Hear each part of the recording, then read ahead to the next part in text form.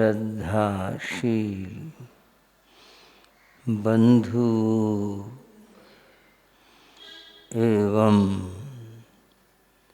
श्रद्धाशील बहनों, मैं आपके सामने केशी कुमार मुनि और गौतम स्वामी इन दो महापुरुषों की चर्चा कर रहा था। चर्चा का प्रसंग बना एक नगर में दोनों का आना, अलग अलग ठहरना, नगर में इस बात को लेकर चर्चा का होना कि ये भी जिन धर्मी हैं, ये भी जिन धर्मी हैं, तो फिर इनमें परस्पर में भेद क्यों है। इस बात को गौतम स्वामी ने जाना तो जनता के समाधान के लिए वे केशी स्वामी के पास गए थे। वहाँ मिले बैठे और उनकी परस्पर में वार्ता प्रारंभ हुई। वार्ता बड़े सौहार्द के साथ हुई। परस्पर में एक दूसरे का आदर सम्मान करते हुए हुई। उसका प्रमाण शास्त्र में हमें देखने को मिल रहा है। जब वे एक दूसरे को आदर के साथ बोलते हैं। बंधुओं, पहले जो चर्चा हुई जिसमें वस्त्रों को लेकर और महाव्रतों की संख्या को लेकर बात चली थी, उसका समाधान गौतम ने किया। अब नई चर्चा सामने है।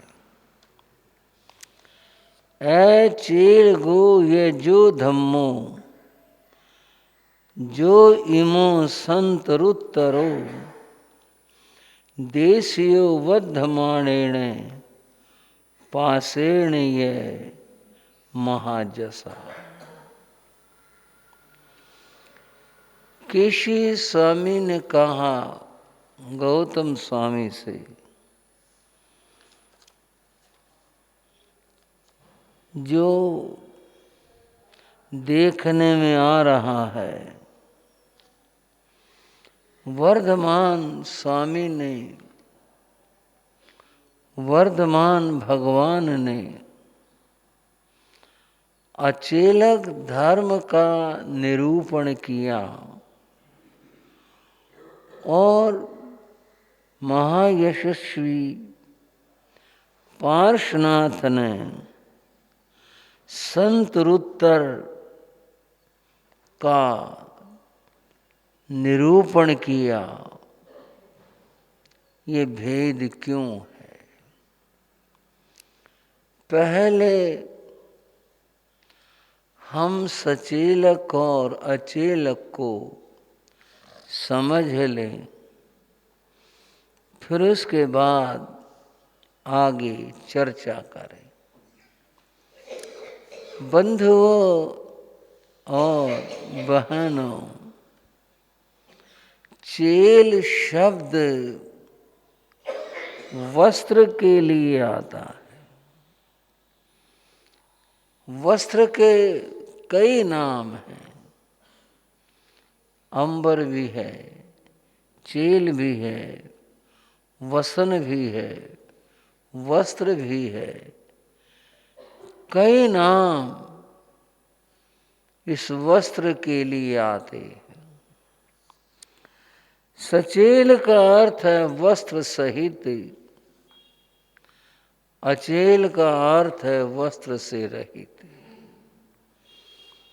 भगवान महावीर के शासन में दोनों प्रकार के मुनि थे, अचेलक भी थे और सचेलक भी थे। जैसा इतिहास परंपरा में अपना अपना होता है, जो अचेलक मुनि थे वे वन विहारी थे, सचेलक मुनि ग्राम नगर विहारी थे। जो सचेलक थे उनके वस्त्र श्वेत और एक जैसा परिधान ये महावीर के शासन में था। और पार्श्वनाथ भगवान के शासन में केवल सचेल, वो भी जैसा प्राप्त हो जाए वैसा धारण कर लेना, इस तरह था। केशव स्वामी ने कहा, एक लक्ष्य मुक्ति को प्राप्त करना जब है हमारा आपका, तो फिर ये परिधान वस्त्र एक जैसा हो, ऐसा हो, ऐसा हो, इस सब की क्या आवश्यकता, क्या अपेक्षा है। ठीक है, जैसा मिला डाल लिया, कर लिया, ये ऐसा क्यों है। बंधुओं, अब थोड़ी सी बात करते हैं। वस्त्र की अपेक्षा, आवश्यकता मानव को क्यों है। खलील जिब्रान एक बड़ा अच्छा लेखक हुआ। खलील जिब्रान ने कहा, वस्त्र से तुम अपने शरीर को ढक सकते हो, वस्त्र से अपनी बुराई को नहीं ढक सकते। थोड़ा सोचो, क्या बात कही खलील जिब्रान ने। वस्त्र से शरीर ढका जा सकता है, बुराई नहीं ढकी जा सकती। बुराई का संबंध तो व्यक्ति के आचरण से है। उसका कैसा आचरण है। अच्छा है तो जीवन अच्छा है, अच्छाई है। आचरण ठीक नहीं है तो जीवन में बुराई है। वो चाहे जैसे वेश पहन ले, बना ले, दिखा ले, उससे कुछ नहीं होगा।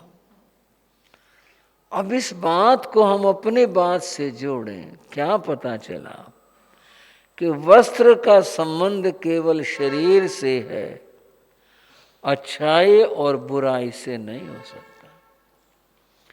कोई आदमी कुछ भी वेश धारण कर ले, प्रश्न है उस आदमी के चरित्र का।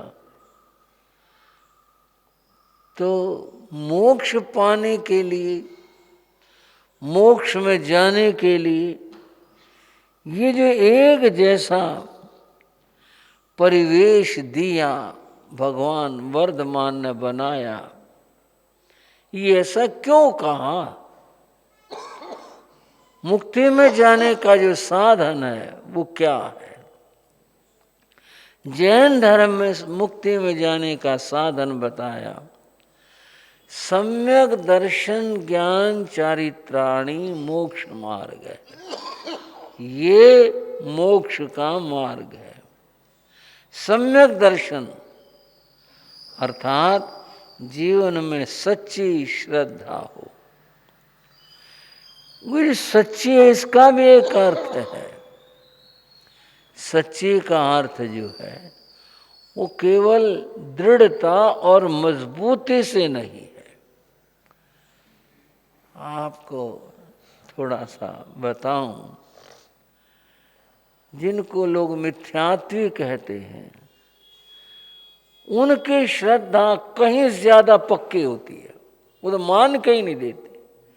जो उनके दिमाग में बसी और बैठी है वो इतनी ज्यादा पक्के होते हैं, वो नहीं बदल पाते। तो सम्यक शब्द का अर्थ हम करेंगे लोक भाषा में। यहाँ सम्यक शब्द का अर्थ है यथार्थ है, सत्य, कच्चा और पक्का नहीं। सत्य का दर्शन जिसे हो गया वो अपने आप में स्थिर हो गया, बस ठीक है। वो कच्चे और पक्के की बात नहीं। जिसके जीवन में सम्यक श्रद्धा आई वो स्थिर हो गया, ठीक है। बंधुओं, सम्यक ज्ञान, जिसका ज्ञान सही और यथार्थ हो, और फिर कहा सम्यक चरित्र, जिसका आचरण सम्यक हो। ये तीन बातें मोक्ष में जाने की हैं, और ये भी तीनों साथ होनी चाहिए। ऐसा नहीं कि भी एक बात से ही मोक्ष हो जाए, क्योंकि अलग अलग दार्शनिकों ने, किसी ने ज्ञान से मोक्ष माना, किसी ने केवल श्रद्धा और भक्ति से मोक्ष माना, किसी ने आचरण से मोक्ष माना। जैन धर्म में इन तीनों से मोक्ष माना। श्रद्धा सही हो, ज्ञान सही हो और आचरण सही हो। हमारे यहाँ का एक सूत्र है, ज्ञान क्रियाभ्याम मोक्ष है। ज्ञान और क्रिया, इन दोनों के मिल जाने से मोक्ष होगा, एक से नहीं। आप पूछेंगे वो एक छूट गया तीन में से, वो एक साथ दर्शन और ज्ञान को एक साथ ले लेते हैं, इसलिए यहाँ एक शब्द का प्रयोग किया गया। अर्थात ज्ञान और क्रिया के समन्वय से जिसके जीवन में ये दोनों हों, उससे मोक्ष प्राप्त होगा, एक से नहीं होगा। इसकी पुष्टि में एक और बात कही गई, यथो उभाभ्याम पक्षाभ्याम आकाशे पक्षिणो गति। इसके ही समर्थन और पुष्टि में कहा गया, जैसे कि पक्षी को आकाश में उड़ने के लिए दो पंखों की आवश्यकता है, एक के सहारे वह उड़ नहीं सकता, दो से उड़ता है। ऐसे ही इन दो से मुक्ति की यात्रा होती है, ज्ञान से और चरित्र से। इन दोनों की आवश्यकता है, इसके बिना यात्रा नहीं होगी। जो केवल एक से मानते हैं, जैसे ज्ञानान मुक्ति एक सूत्र है, ज्ञान जिसको होगा उसे मोक्ष होगा, जैन धर्म नहीं मानता। ज्ञान के साथ आचरण होना चाहिए, तब मुक्ति होगी। तो बंधुओं, जैन धर्म का सूत्र है, ज्ञान और क्रिया से मोक्ष होगा। मोक्ष का मार्ग बताया गया, सम्यक दर्शन, सम्यक ज्ञान, सम्यक चरित्र, ये मोक्ष का मार्ग है। अब बात कहते हुए कई बार लगता है कि हम उसे सही कह पाएं या नहीं कह पाएं, कैसे। यहाँ तो बात ही नहीं आई वेश की, यहाँ तो बात ही नहीं आई बाह्य दिखावे की, मोक्ष का जो मार्ग है वो तो ज्ञान दर्शन चरित्र है। और यहाँ इस प्रकार की बात कही गई कि भाई ऐसा वेश होना चाहिए, वर्धमान ने ऐसा कहा, ऐसा बताया। ये क्यों हुआ? पार्श्वनाथ, महायशस्वी पार्श्वनाथ, उनके यहाँ तो कुछ नहीं, उनके यहाँ तो इस बात पर ध्यान ही नहीं है क्या वस्त्र है, कैसा वस्त्र, कुछ नहीं। वस्त्र का काम क्या है? वस्त्र का काम है केवल लज्जा निवारण और शीत निवारण, ये इसका काम होता है। आजकल सर्दी का मौसम है, सर्दी पड़ रही है, सभी ने ही विचार किया होगा, तभी कुछ पंक्तियां उभर करके आई। कहा कम बलवंतम न बाधते शीतम, कमजोर आदमी को बहुत ठंड लगती है।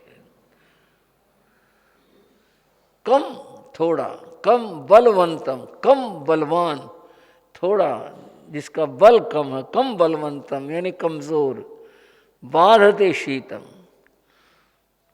उसको ज्यादा ठंड लगती है।